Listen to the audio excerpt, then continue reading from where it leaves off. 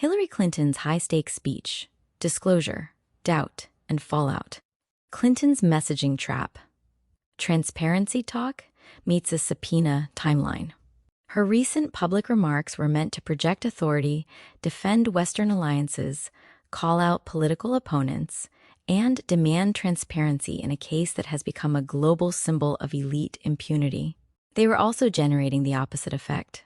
Clips that read as combative, lines that revived old controversies, and a backlash that fused policy criticism with character indictment. The tension isn't that Clinton lacks arguments. It's that the audience she is trying to persuade brings a thick file of prior beliefs, and her opponents know exactly how to reopen it. The hinge is simple. Transparency is persuasive, only when people believe you are genuinely open. The story turns on whether the Epstein hearings become a credibility reset or a credibility trap. Key points.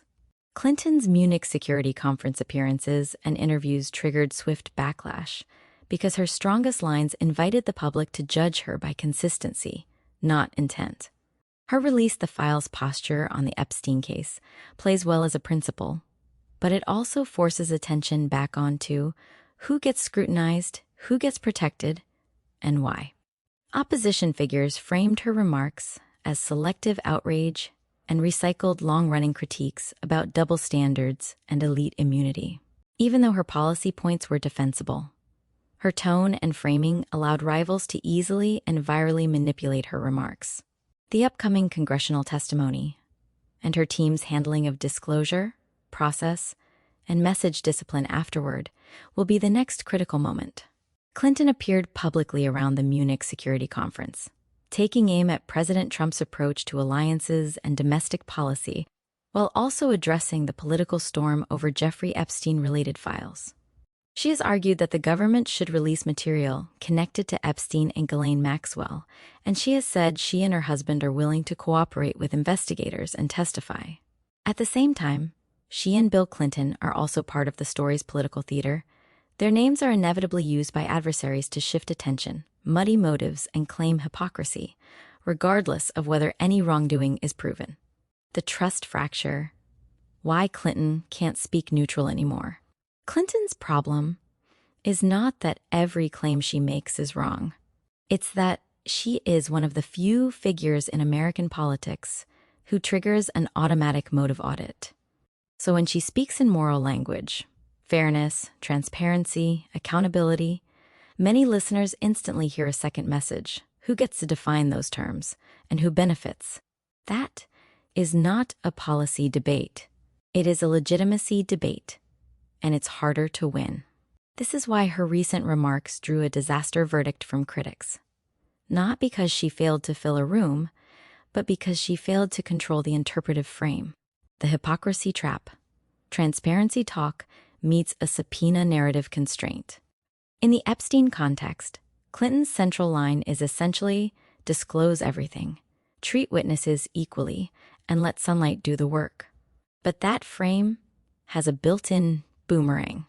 If there is any procedural wrinkle, any claim that she is being treated differently, any earlier hesitation, any back and forth with investigators, opponents can repackage it as rules for thee, not for me. That doesn't require proving a crime. It requires only suggesting inconsistency. And in modern politics, suggestion often moves faster than verification. The Epstein frame fight. Sunlight is a weapon when your name is in the story. Clinton has tried to reposition the Epstein files dispute as a simple question of transparency and equal treatment. Opponents respond with a simpler counter. If you want full disclosure, then you should welcome the heat that comes with it, especially when your political brand is built on competence and institutions. That's why references to Epstein are uniquely dangerous in her speeches. Epstein is not a normal partisan issue. It is a symbol of unequal justice. When you enter that symbol space, you don't get to control the emotional logic. You can only decide whether you are trapped inside it.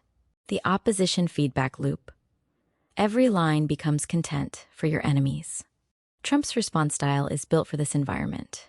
Dismiss, mock, reframe, move on. In this case, he pushed back publicly and treated Clinton's remarks as politically motivated, turning her transparency argument into a personality conflict. Republicans investigating the issue benefit from the same loop.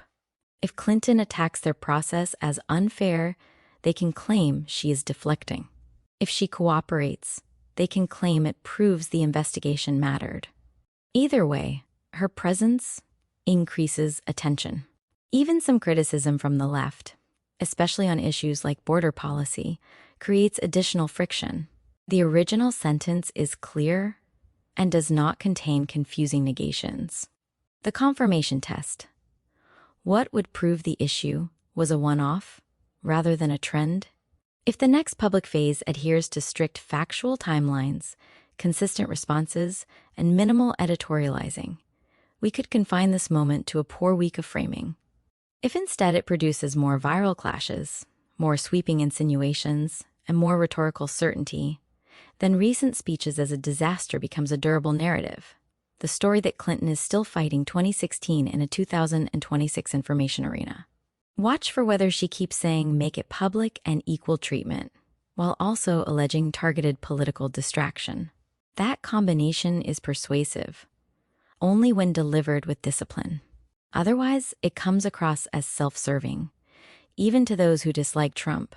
What most coverage misses. The pivotal point is that transparency arguments now operate as a stress test, evaluating not the alleged event, but the speaker's perceived incentives. Mechanism. Once the public believes a speaker is using release the files as both principle and shield, the argument flips. The more you demand disclosure, the more you invite scrutiny of why you're demanding it this way, right now, and how your exposure is being managed. Signposts to watch.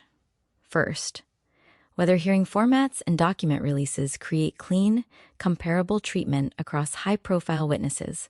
Second, whether Clinton's follow-up remarks align tightly with what the committee process actually does, rather than what her political framing suggests. What happens next?